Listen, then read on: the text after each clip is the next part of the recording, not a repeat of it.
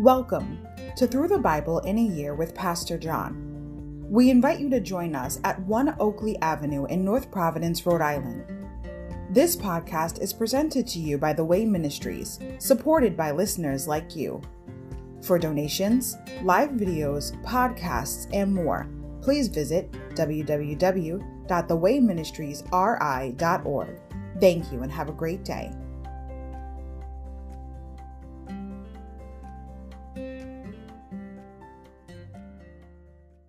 Hi everybody, welcome to Through the Bible in a Year with Pastor John. Glad you could join me today to get a portion of God's Word. Today we're going to begin on day 47, February 16th, Numbers 21 to 25. The bronze snake and brass seer. Overview. This is warfare on the march to the Promised Land as the Israelites defeat the opposing Canaanites, Amorites, and Bashanites. But Israel's persistent complaining sours the victories. Once again, God's hand of discipline falls, this time in the form of poisonous snakes. The reputation of Israel's God precedes the nation on its relentless march, causing the king of Moab to hire Balaam for the purpose of cursing Israel. The plot backfires when Balaam blesses Israel and predicts her future prosperity. But while Balaam could not bring misfortune upon Israel through a curse, the people of God bring it upon themselves through idolatry and mixed marriages. Chapter 21, Conquest in the midst of complaining, bronze snake. Chapters 22 to 24, Blessing in spite of Balaam. Chapter 25, Defeat in the midst of disobedience, Baal of Peor. Insight. Jesus and Numbers, they go together. Numbers 11, 7 to 9. Look up the following verses to discover how each Old Testament passage provides a preview of Jesus Christ centuries before his birth. Manna, 11, 7 to 9.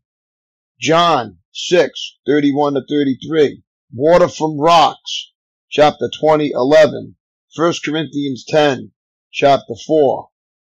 Serpent of brass, chapter 21, 4 to 9, and John 3, 14. Insight. Wolves in sheep's clothing, Numbers 22, 22 to 31. The Bible contains numerous warnings about the danger of false prophets, those who pretend to represent God, but who actually are his enemies out to destroy his people.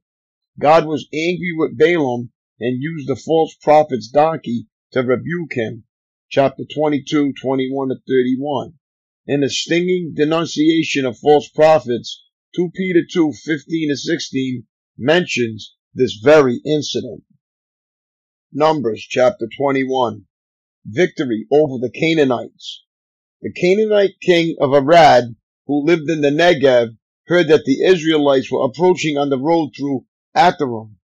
So he attacked the Israelites and took some of them as prisoners. Then the people of Israel made this vow to the Lord: if you will hand these people over to us, we will completely destroy all their towns. The Lord heard the Israelites' request and gave them victory over the Canaanites. The Israelites completely destroyed them and their towns, and the place has been called Hormah ever since. The bronze snake. Then the people of Israel set out from Mount Hor, taking the road to the Red Sea to go around the land of Edom. But the people grew impatient with the long journey, and they began to speak against God and Moses. Why have you brought us out of Egypt to die here in the wilderness? They complained. There is nothing to eat here and nothing to drink, and we hate this horrible manna. So the Lord sent poisonous snakes among the people, and many were bitten and died. Then the people came to Moses and cried out, we have sinned by speaking against the Lord and against you. Pray that the Lord will take away the snakes. So Moses prayed for the people. Then the Lord told him, make a replica of a poisonous snake and attach it to a pole.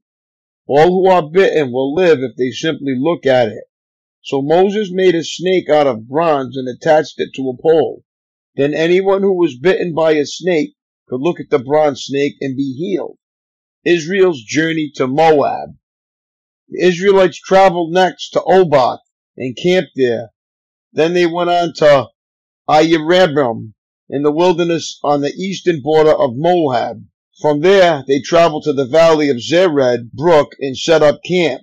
Then they moved out and camped on the far side of the Arnon River in the wilderness adjacent to the territory of the Amorites.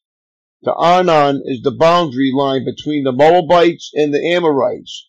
For this reason, the book of the Wars of the Lord speaks of the town of Waheb in the area of Supah and the ravines of the Arnon River and the ravines that extend as far as the settlement of Ar on the border of Moab. From there, the Israelites traveled to Beer, which is the well where the Lord said to Moses, "Assemble the people, and I will give them water."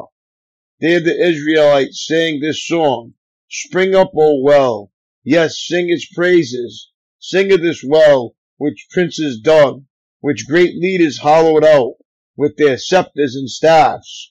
Then the Israelites left the wilderness and proceeded through Mattanah, Nahaliel, and Bamoth. After that, they went to the valley in Moab, where Pisgah Peak overlooks the wasteland. Victory over Sihon and Og. The Israelites sent ambassadors to King Sihon of the Amorites with this message: "Let us travel through your land. We will be careful not to go through your fields and vineyards. We won't even drink water from your wells. We will stay on the king's road until we have passed through your territory." But King Sihon refused to let them cross his territory. Instead, he mobilized his entire army and attacked Israel in the wilderness, engaging them in the battle at Jahaz. But the Israelites slaughtered them with their swords and occupied their land from the Arnon River to the Jabbok River. They went only as far as the Ammonite border because the boundary of the Ammonites was fortified. So Israel captured all the towns of the Amorites and settled in them, including the city of Heshbon and its surrounding villages. Heshbon has been the capital of King Sihon of the Amorites. He had defeated a former Moabite king and seized all his land as far as the Arnon River. Therefore the ancient poets wrote this about him: "Come to Heshbon, and let it be rebuilt. Let the city of Sihon be restored. A fire flamed forth from Heshbon, a blaze from the city of Sihon. It burned the city of Ar in Moab. It destroyed the rulers of the Arnon heights. What sorrow awaits you, O people of Moab! You are finished, O worshippers of Chemosh. Chemosh has left his sons as refugees, his daughters as captives of Sihon, the Amorite king. We have utterly destroyed them from Heshbon to Dibon. We have completely wiped them out as far as Nopah and Medeba." So the people of Israel occupied the territory of the Amorites. After Moses sent men to explore the Jazer area, they captured all the towns in the region and drove out the Amorites who lived there. Then they turned and marched up the road to Bashan. But King Og of Bashan and all his people attacked them at Edrei. The Lord said to Moses, "Do not be afraid of him, for I have handed him over to you, along with all his people and his land. Do the same to him as you did to King Sihon of the Amorites, who ruled in Heshbon." And Israel killed King Og, his sons, and all his subjects. Not a single survivor remained. Then Israel occupied their land. Numbers chapter 22. Balak sends for Balaam. Then the people of Israel traveled to the plains of Moab and camped east of the Jordan River across from Jericho. Balak, son of Zippor, the Moabite king, had seen everything the Israelites did to the Amorites. And when the people of Moab saw how many Israelites there were, they were terrified. The king of Moab said to the elders of Midian, "This mob will devour everything in sight, like an ox devours grass in the field." So Balak, king of Moab, sent messengers to call Balaam, son of Beor, who was living in his native land of Pethor, near the Euphrates River. His message said, "Look, a vast horde of people has arrived from Egypt. They cover the face of the earth and are threatening me. Please come and curse these people for me, because they are too powerful for me. Then perhaps I will be able to conquer them and drive them from the land. I know that blessings fall on any people you bless, and curses fall on people you curse. Balak's messengers, who were elders of Moab and Midian, set out with money to pay Balaam to place a curse upon Israel. They went to Balaam and delivered Balak's message to him. Stay here overnight, Balaam said. In the morning I will tell you whatever the Lord directs me to say. So the officials from Moab stayed there with Balaam. That night, God came to Balaam and asked him, "Who are these men visiting you?" Balaam said to God, "Balak, son of Zippor, king of Moab, has sent me this message. Look, a vast horde of people has arrived from Egypt, and they cover the face of the earth. Come and curse these people for me. Then perhaps I will be able to stand up to them and drive them from the land." But God told Balaam, "Do not go with them. You are not to curse these people, for they have been blessed." The next morning Balaam got up and told Balak's officials, "Go on home. The Lord will not let me go with you." So the Moabite officials returned to King Balak and reported, "Balaam refused to come with us." Then Balak tried again. This time he sent a larger number of even more distinguished officials than those he had sent the first time. They went to Balaam and delivered this message to him. "This is what Balak, son of Zippor, says. Please don't let anything stop you from coming to help me. I will pay you very well and do whatever you tell me. Just come and curse these people for me." But Balaam responded to Balak's messengers, "Even if Balak were to give me his palace filled with silver and gold, I would be powerless to do anything against the will of the Lord my God. But stay here one more night, and I will see if the Lord has anything else to say to me." That night God came to Balaam and told him, "Since these men have come for you, get up and go with them, but do only what I tell you to do." Balaam and his donkey. So the next morning, Balaam got up, saddled his donkey, and started off with the Moabite officials. But God was angry that Balaam was going. He sent the angel of the Lord to stand in the road to block his way. As Balaam and two servants were riding along, Balaam's donkey saw the angel of the Lord standing in the road with the drawn sword in his hand. The donkey bolted off the road into a field, but Balaam beat it and turned it back on the road. Then the angel of the Lord stood at a place where the road narrowed between two vineyard walls. When the donkey saw the angel of the Lord, it tried to squeeze by and crush Balaam's foot against the wall. So Balaam beat the donkey again. Then the angel of the Lord moved farther down the road and stood in a place too narrow for the donkey to get by at all. This time, when the donkey saw the angel, it lay down under Balaam. In a fit of rage, Balaam beat the animal again with his staff. Then the Lord gave the donkey the ability to speak. "What have I done to you that deserves your beating me 3 times? It asked Balaam. "You have made me look like a fool," Balaam shouted. "If I had a sword with me, I would kill you." "But I am the same donkey you have ridden all your life," the donkey answered. "Have I ever done anything like this before?" "No," Balaam admitted. Then the Lord opened Balaam's eyes, and he saw the angel of the Lord standing in the roadway with a drawn sword in his hand. Balaam bowed his head and fell face down on the ground before him. "Why did you beat your donkey those 3 times?" the angel of the Lord demanded. "Look, I have come to block your way, because you are stubbornly resisting me." 3 times the donkey saw me and shied away, otherwise I would certainly have killed you by now and spared the donkey. Then Balaam confessed to the angel of the Lord, "I have sinned. I didn't realize you were standing in the road to block my way. I will return home if you are against my going." But the angel of the Lord told Balaam, "Go with these men, but say only what I tell you to say." So Balaam went on with Balak's official. When King Balak heard that Balaam was on the way, he went out to meet him at a Moabite town on the Arnon River at the farthest border of his land.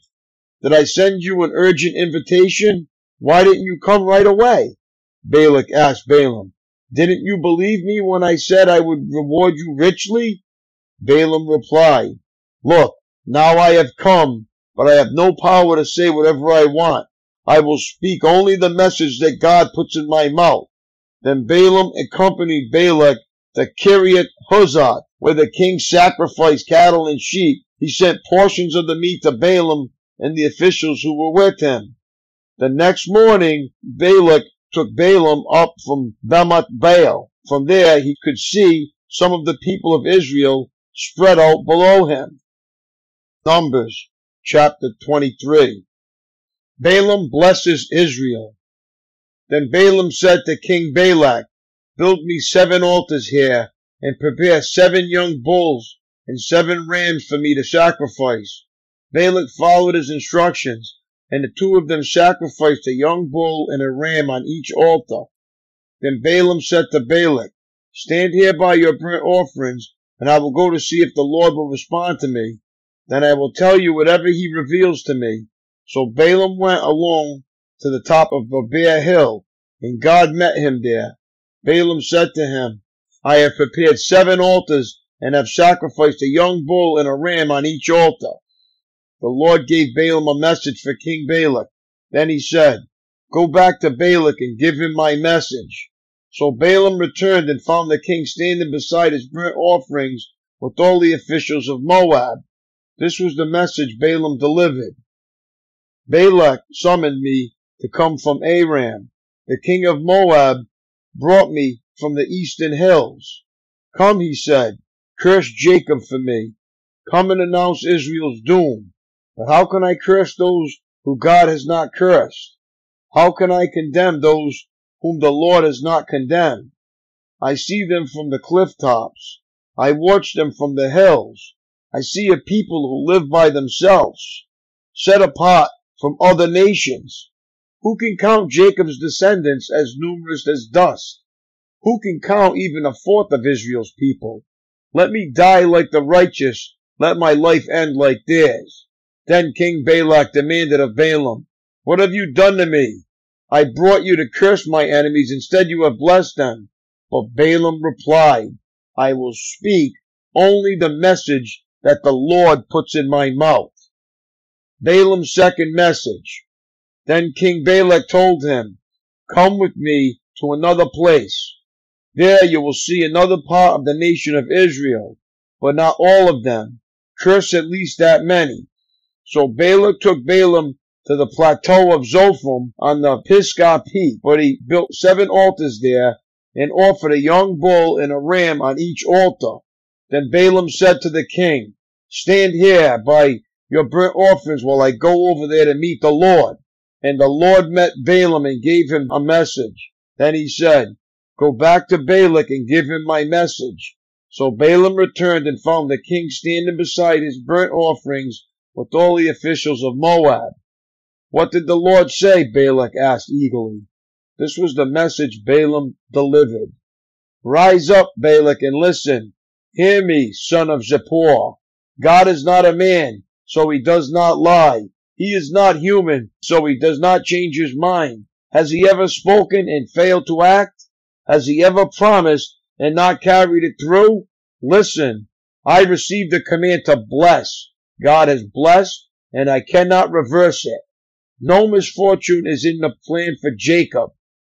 No trouble is in store for Israel. For the Lord their God is with them. He has been proclaimed their king. God brought them out of Egypt. For them he is as strong as a wild ox. No curse can touch Jacob. No magic has any power against Israel. For now it will be said of Jacob, What wonders God has done for Israel. These people rise up like a lioness, like a majestic lion rousing itself. They refuse to rest until they have feasted on prey, drinking the blood of the slaughtered. Then Balak said to Balaam, Fine, but if you won't curse them, at least don't bless them. But Balaam replied to Balak, Didn't I tell you that I can do only what the Lord tells me? Balaam's third message. Then King Balak said to Balaam, Come, I will take you to one more place. Perhaps it will please God to let you curse them from there. So Balak took Balaam to the top of Mount Peor, overlooking the wasteland. Balaam again told Balak, "Build me 7 altars and prepare 7 young bulls and 7 rams for me to sacrifice." So Balak did as Balaam ordered and offered a young bull and a ram on each altar. Numbers chapter 24. By now, Balaam realized that the Lord was determined to bless Israel, so he did not resort to divination as before. Instead, he turned and looked out toward the wilderness, where he saw the people of Israel camped, tribe by tribe.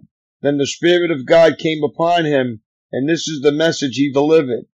This is the message of Balaam, son of Beor, the message of the man whose eyes see clearly, the message of the one who hears the words of God, who sees a vision from the Almighty, who bows down with eyes wide open. How beautiful are your tents, O Jacob! How lovely are your homes, O Israel! They spread before me like palm groves, like gardens by the riverside. They are like tall trees planted by the Lord, like cedars beside the waters. Water will flow from their buckets. Their offspring have all they need. Their king will be greater than Agag. The kingdom will be exalted. God brought them out of Egypt. For them he is as strong as a wild ox. He devours all the nations that oppose him, breaking their bones in pieces, shooting them with arrows. Like a lion, Israel crouches and lies down. Like a lioness, who dares to arouse her? Blessed is everyone who blesses you, O Israel, and cursed is everyone who curses you. King Balak flew into a rage against Balaam. He angrily clapped his hands and shouted, "I called you to curse my enemies. Instead, you have blessed them 3 times. Now get out of here. Go back home. I promised to reward you richly, but the Lord has kept you from your reward." Balaam told Balak, "Don't you remember what I told your messengers? I said, even if Balak were to give me his palace filled with silver and gold, I would be powerless to do anything against the will of the Lord. I told you that I could say only what the Lord says. Now I'm returning to my own people, but first let me tell you what the Israelites will do to your people in the future." Balaam's final messages. This is the message Balaam delivered. This is the message of Balaam, son of Beor, the message of the man whose eyes see clearly, the message of one who hears the words of God, who has knowledge from the Most High, who sees a vision from the Almighty, who bows down with eyes wide open. I see him, but not here and now. I perceive him, but far in the distant future a star will rise from Jacob, a scepter will emerge from Israel. It will crush the heads of Moab's people, cracking the skulls of the people of Seth. Edom will be taken over, and Seir, its enemy, will be conquered, while Israel marches on in triumph. A ruler will rise in Jacob, who will destroy the survivors of Ur. Then Balaam looked over toward the people of Amalek and delivered this message. Amalek was the greatest of nations, but its destiny is destruction. Then he looked over towards the Kenites and delivered this message. Your home is secure. Your nest is set in the rocks, but the Kenites will be destroyed when Assyria takes you captive. Balaam concluded this message by saying, Alas, who can survive unless God has willed it? Ships will come from the coasts of Cyprus. They will oppress Assyria and afflict Eber, but they too will be utterly destroyed. Then Balaam left and returned home, and Balak also went on his way. Numbers chapter 25. Moab seduces Israel. While the Israelites were camped at Acacia Grove, some of the men defiled themselves by having sexual relations with local Moabite women. These women invited them to attend sacrifices to their gods, so the Israelites feasted with them and worshipped the gods of Moab. In this way, Israel joined in the worship of Baal of Peor, causing the Lord's anger to blaze against his people. The Lord issued the following command to Moses: Seize all the ringleaders and execute them before the Lord in broad daylight, so his fierce anger will turn away from the people of Israel. So Moses ordered Israel's judges, each of you must put to death the men under your authority who have joined in worshipping Baal of Peor. Just then one of the Israelite men brought the Midianite woman into the tent right before the eyes of Moses and all the people, as everyone was weeping at the entrance of the tabernacle. When Phinehas, son of Eleazar, and grandson of Aaron, the priest, saw this, he jumped up and left the assembly. He took a spear and rushed after the man into his tent. Phinehas thrust the spear all the way through the man's body and into the woman's stomach. So the plague against the Israelites was stopped, but not before 24,000 people had died.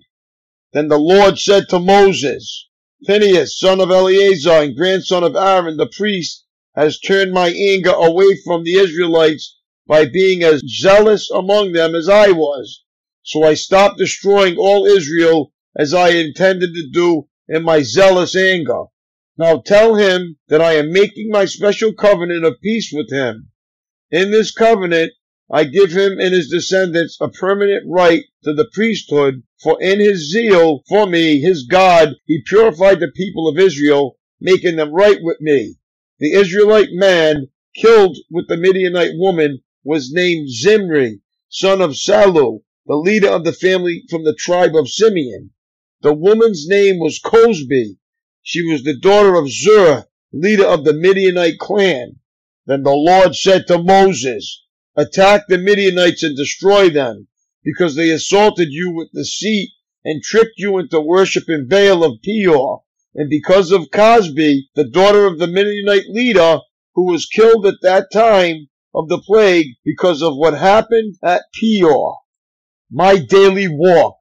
Look up the words sovereignty and reign in the dictionary and read what it says about each. Chances are the definitions will sound somewhat similar. Balak, king of Moab, knew his days were numbered. In a desperate attempt to preserve his life and the life of his nation, he hired Balaam to bring down a curse upon Israel. Yet God so controlled the circumstances that Balaam uttered blessings instead of curses. Rather than bring harm to Israel, Balaam became an agent of God's blessing upon Israel. And all of this happened while the nation remained completely unaware of the threat to its safety. That is sovereignty, God reigning in the affairs of his people. Sometimes it's difficult to see God's sovereignty in the present, but you can clearly observe it in the past. Looking back over the first few weeks of this year, how many times can you see God's sovereignty at work, protecting, guarding, and keeping you from harm? If God lights the candle, no one can blow it out. That's all for today, my friends. It was great reading with you. God bless. Have a great day, and I will see you tomorrow, Lord willing. Peace.